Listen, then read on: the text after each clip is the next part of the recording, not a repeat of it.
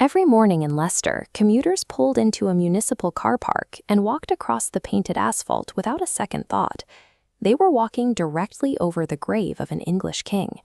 Richard III's burial location had been lost to time, obscured by centuries of urban expansion and layers of historical myth.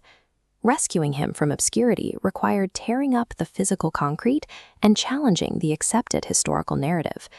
Independent historian Philippa Langley believed she could find him, despite the odds. As we transition from the medieval layout to the modern grid, you can see her methodology. She overlaid historical maps onto the current streets to triangulate where the burial site should be. The academic establishment dismissed this geographical theory as pure fantasy. But on the first day of the excavation, in the very first trench, the team struck human bone. While the maps located a body, only a rigorous forensic examination could prove the skeleton belonged to a king. This schematic shows a pit dug too short, forcing the head to prop awkwardly against the wall. There was no coffin or shroud. The wrists were crossed, suggesting they were still bound when he went into the ground. The context of the grave indicates a hurried, disrespectful disposal, treating the defeated monarch like a common criminal.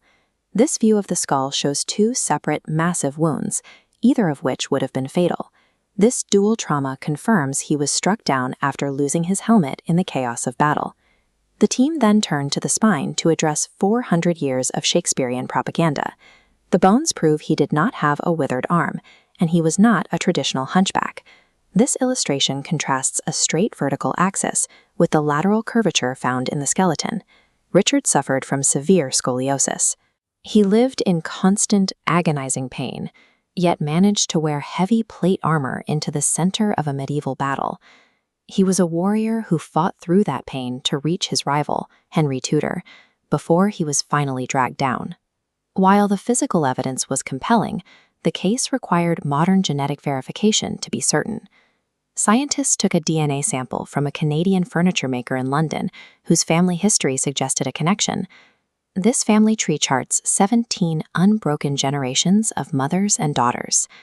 The laboratory found a perfect mitochondrial match, proving the skeleton was indeed King Richard III.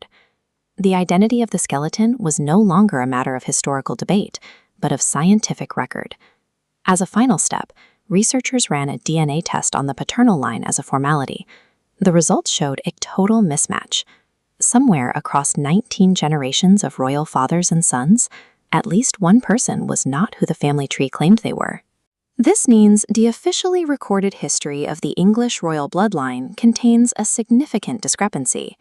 In the process of validating Richard III's identity, forensic science revealed that the official record of the British monarchy is not the unbroken chain of biological descent many assumed